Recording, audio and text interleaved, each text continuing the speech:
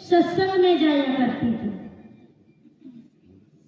और सत्संग में प्रतिदिन जाकर के रोज भजन सत्संग सुना करती थी।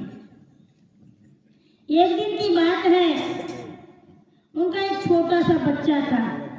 बच्चा बहुत छोटा था। जब माँ अपने बच्चे को लेकर के सत्संग में जाया करती थी तो बच्चा तो बच्चा ही होता है। जैसे अभी एक छोटी सी बच्ची हमारे पास आश्रम में रहती है और जब भी बैठी भी थी 2 साल की थी तब से रहती है। लेकिन वह बच्ची, देखो बच्चा है, फूल खेल रही थी, सत्संग हो रहा था, बैठी भी थी, लेकिन फिर भी बच्चा तो बच्चा है। तो उसी तरह से बच्चा जो जब माँ के साथ में जाता था तो कभी रोता था, कभी इधर उधर खेलता था, कई बार माँ को कभी तंग करता था, तो परेशान हो जाती थी। तो एक दिन जो माँ है वो माँ अपने घर पर अपने पति से कहती है कि बोले अजी आज मुझे सत्संग सुनने जाना है, तो आप ऐसा करो इस बच्चे को अपने पास में रख लो। तो बच्चा कि जो पिताजी थे वो कहते हैं कि नहीं, बोले आप इसको लेकर के चले जाओ। तो बोले ठीक है, आज मैं लेके चली जाती हूँ। तो बच्चे को लेकर के फिर दूसरे दिन चली। जब लेके गई तो बच्चा ने कहा कि माँ मुझे सू लगी है। अब छोटे बच्चों को कहते हैं कि सू लगी है और सिखा भी देती है माँ। तो बच्चे को माँ ने कहा बेटा जब आपको सू लगी ना तब आप कहना कि मैं गाना गाऊं। क्या कहना? मैं गाना गाऊं। तो मैं समझ जाऊंगी कि आपको सू लगी है, क्योंकि यहाँ पर अच्छा नहीं लगता जब सत्संग चल रहा है और आप यहाँ कहोगे कि माँ मुझे सू लगी है, तो मुझे अच्छा नहीं लगेगा। इसलिए बेटा आप कहना कि मैं गाना गाऊंगा। तो ठीक है, मैं समझ जाऊंगी। ऐसा माँ ने बच्चे को सिखा दिया। अब बच्चा वैसे कहने लगा। प्रतिदिन उसको सत्संग में ले जाया करती थी। तो बच्चा कहता था, जब जब उसको सू लगती थी तब तब कहता था कि माँ मैं गाना गाऊंगा। तो माँ तो समझ जाती थी क्योंकि माँ ने बच्चे को सिखा दिया था। लेकिन एक दिन की बात है कि बच्चे की माँ जो है, बच्चा घर में सो गया, छोटा बच्चा सो गया और उसे सत्संग में जाना था। तो माँ चली गई सत्संग में, बच्चा सोया। तो बच्चा अपने पिता के साथ सोया। सो करके जब बच्चा उठता है उसको सू लगी थी। तो बच्चे ने अपने पापा से कहा कि पापा मैं गाना गाऊंगा। तो पापा ने कहा उनके कि बेटा ठीक है, गाना गाना तो गाना। तो बच्चे ने कहा पापा मुझे गाना गाना है। तो बाप ने उनके कहा अरे बेटा जब तुझे गाना गाना ही है तो मैंने कहा ना कि तुम गा लो।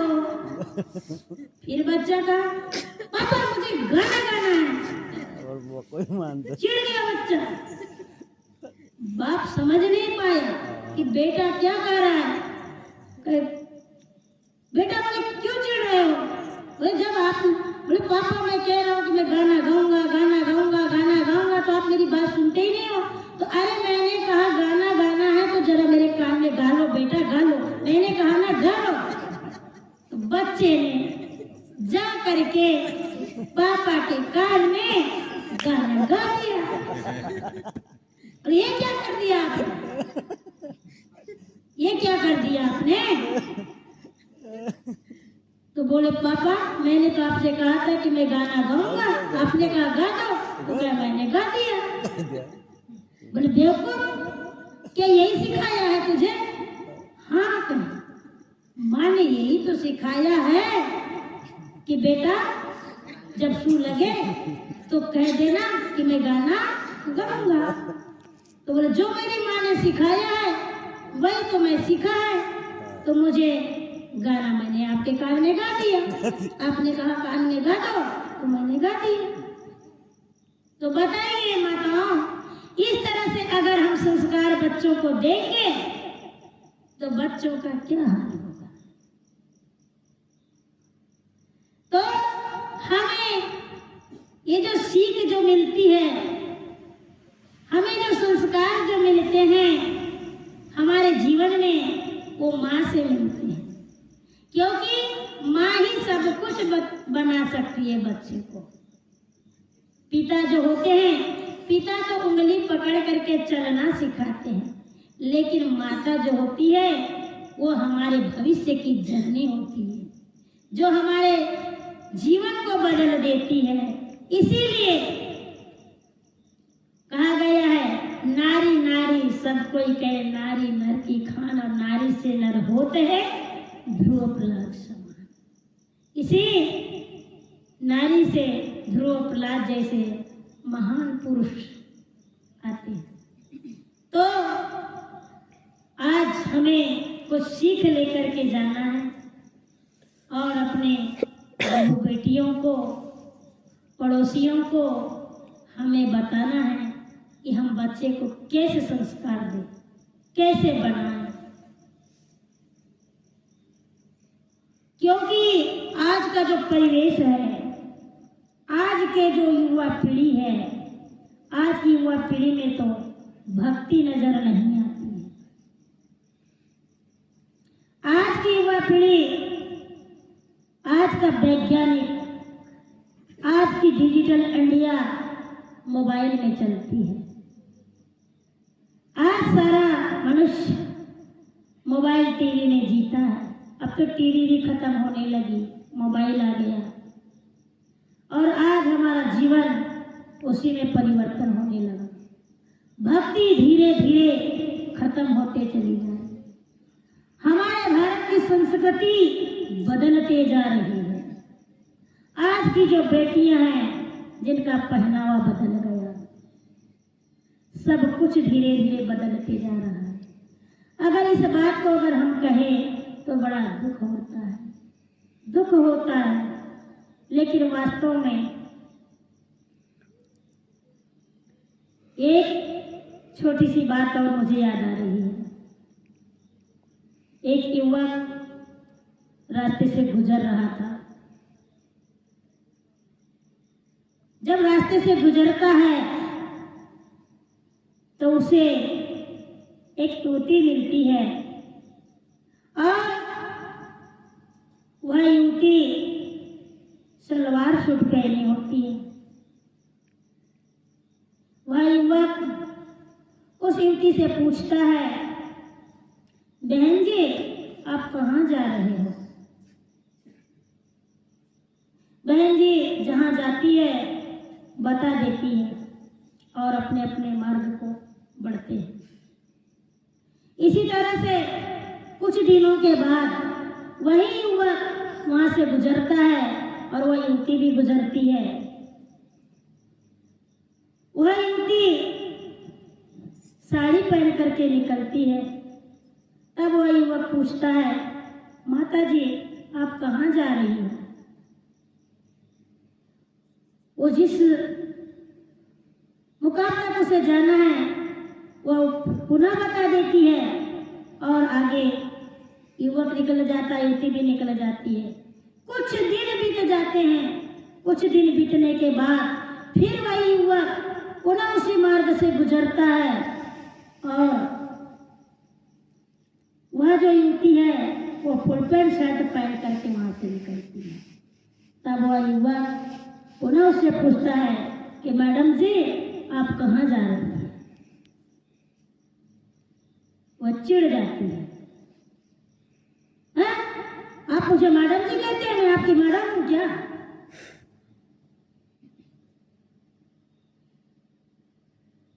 लेकिन आखिर युवक वही है, युवती वही है, और हमारा पहनावा बदल गया है, देखने की हमारी दृष्टि बदल गई है। तो ये है हमारे यहाँ की संस्कृति। शब्दों शब्दों में फेर हो जाता है। जब वह हमारे भारत में साड़ी पहने, सचमुच में वो माँ के तुल्य दिखाई देती है। सलवार सूट पहन ले, पूर्ण रूप से बहन की तरह दिखाई देती है। लेकिन अगर फुल पैंट शर्ट पहन करके निकले, क्या कहेंगे उसे? तो आज हमारा पहनावा भी बदल रहा है। आज हम अपनी संस्कृति को झकझोर रहे हैं। बड़ी खेद की बात है। तो बताइए कैसी भक्ति रहेगी हमारे अंदर में? आज हम बैठ नहीं सकते, बैठ करके प्रणाम बंदगी नहीं कर सकते, बैठना मुश्किल हो जाता है। लेकिन हम इस बात को नहीं कह सकते क्योंकि हम खुद ही पिनाते हैं। क्या कहेंगे बच्चों? इसमें गलती कोई बच्चों की नहीं है, कुछ गलतियां हमारी भी है। तो हमें इसे सुधारना होगा। हम जिस मार्ग की ओर लेकर के जाएंगे इस भविष्य को, उसी ओर आने वाली युवा पीढ़ी पहुंचेगी। भक्ति की ओर लेकर के जाएंगे तो भक्ति की गंगा बहेगी। सत्संग की ओर लेकर के जाएंगे, सत्संग की गंगा बहेगी। संत मार्ग की ओर लेकर के चले जाएंगे, उनके विचार बदल जाएंगे। हमें उनके विचारों को बदलना है, उनके मन को बदलना है। और ये कौन बदलेगा? सबसे पहले माता पिता। प्रथम गुरु है माता पिता, जो रक्त बिंद के दाता है। ये तो जो भी हमारे गुरु जो मिलते हैं, चाहे वो हमारे पढ़ाने वाले गुरु हों, जो हमारे जीवन को, हमारे भविष्य को आगे इंजीनियर, डॉक्टर, कलेक्टर बनाते हैं, ये भी गुरु हैं। लेकिन हमारे जीवन का उद्धार करने वाले सद्गुरु हैं। लेकिन हमारे जो इस चरित्र को बनाने वाले माता पिता है। क्योंकि सबसे पहले हमारे चरित्र का निर्माण होता है, और अगर हमारा चरित्र ठीक रह गया तो हम जीवन में किसी भी जगह पर चले जाए, हमें कोई हमारे मन को नहीं भटका सकता। इसलिए सबसे पहले चरित्र का निर्माण करना चाहिए। और चरित्र का निर्माण कौन करते हैं? माता पिता। ये माता और पिता का दायित्व और कर्तव्य बनता है, क्योंकि आपने उस बच्चे को जन्म दिया है। उस बच्चे को आप जैसा सिखाएंगे बच्चा मानेगा। आज के बच्चे सबसे ज्यादा गुटखा खाने लगा, खान पान बिगड़ गया है। ऐसा कोई भी बच्चा नहीं होगा जो देखने में नहीं आता होगा कि शुद्ध रहता होगा। जहां भी देखो तो गुटखा खाते ही। तो क्यों खाते हैं? माता पिता उनको कहेंगे भी, पर मानते नहीं। क्यों नहीं मानते? बच्चा क्यों नहीं मानता? आखिर आप ही का तो बेटा है, बचपन से उसको पाला पोसा बड़ा किया, फिर आपकी बात को क्यों नहीं मानता? आप उसे नजरअंदाज कर देते हैं, छोड़ देते हैं। क्योंकि जब बच्चा छोटा रहता है तो उसको तो बहुत लाड प्यार से पालते पोसते हैं। कहते हैं कि जब बच्चा छोटा रहता है, 5 वर्ष का होता है, उसको खूब लाड प्यार करो। उसके बाद में जब 12 वर्ष का हो जाता है तो उसको प्रताड़ित करो, उसको डांटो, उसको सिखाओ। और जब 16 वर्ष का हो जाता है तब उसको अपने मित्रवत सखा की तरह देखो, उससे प्रेम करो। लेकिन हम ऐसा नहीं करते। लाड प्यार में इतना खूब पाल पोस के बड़ा कर देते हैं कि जब वो बड़ा हो जाता है तो उसको हम उसी दृष्टि से देखते हैं, मारपीट करते हैं, तब वो उस समय मार नहीं सकेगा। उसे दोस्त के रूप में, मित्र के रूप में समझाओगे, सखा के रूप में समझाओगे, तब वो बच्चा आपकी बात को समझेगा। मारोगे तो नहीं समझेगा। बड़ा होने पर किसी को भी आप मारोगे तो वो बच्चा क्रोधित हो जाएगा, वो समझ नहीं पाएगा, क्योंकि जब बच्चा बड़ा होता है तब उसके अंदर में क्रोध आता है। तो यह सीख अगर हम आने वाली युवा पीढ़ी को अगर हम सिखाएं, अपने पड़ोसियों को कहे, तो शायद हमारे देश का जो निर्माण है, जो आने वाली जो भविष्य जो की पीढ़ी है, वो पीढ़ी अच्छी हो सकती है। इस बात को हमें जानना है। यह है हमारे व्यवहार की दशा। तो आध्यात्मिक जीवन के साथ साथ व्यवहार और प्रमाण तीनों को लेकर के जब हम चलेंगे, तब कहीं हमारे जीवन की जो डोरी है, जीवन की जो डगर, जो ये रास्ता जो है, आगे जाकर के हमारी नैया पार हो जाएगी। नहीं तो मनुष्य जो है बिगड़ जाएगा, हमारी पीढ़ी बदल जाएगी, और ये जो भक्ति की जो गंगा बह रही है, वहां पर कोई नहीं होगा। कितने कबीरपंथी लोग हैं आज हमारे कबीरपंथी ही, अगर उनके यहाँ पर 2-4 साल अगर संत महात्मा पुरुष अगर जाना बंद कर देना जाए अनवरत, तो दूसरी जगह भटक जाते हैं, और भटक ही जाएंगे, क्योंकि हर व्यक्ति को मार्ग चाहिए। हर व्यक्ति को कबीर वाले लोग क्या देते हैं, क्या कहते हैं, क्या सुनाते हैं? भटक गए, कहीं चले गए, दूसरी जगह चले गए। क्यों भटक रहे हैं, क्यों छोड़ रहे हैं, क्यों जा रहे हैं, क्यों भाग रहे हैं? ये किसकी कमी है? ये सब हमारी कमी है। इसका सुधार करना है, इसको सुधारना है। और जब हम इसको सुधार करेंगे, तब हमारी आने वाली जो पीढ़ी है, ये इस मार्ग की ओर चलेगी, और हमारे जीवन में नया निखार आएगा। इसी तरह आज का जो दिन है, आज नया वर्ष है, नए वर्ष के साथ में आने वाली पीढ़ी को भी ऐसा ही सिखाए और ऐसा ही शुभ आशीर्वाद प्रदान करे। यही मेरी कामना है, मेरे संत गुरुजनों का आशीर्वाद है, सदगुरुदेव का शुभ आशीर्वाद है। इन्हीं कामनाओं के साथ में मैं अपनी वाणी को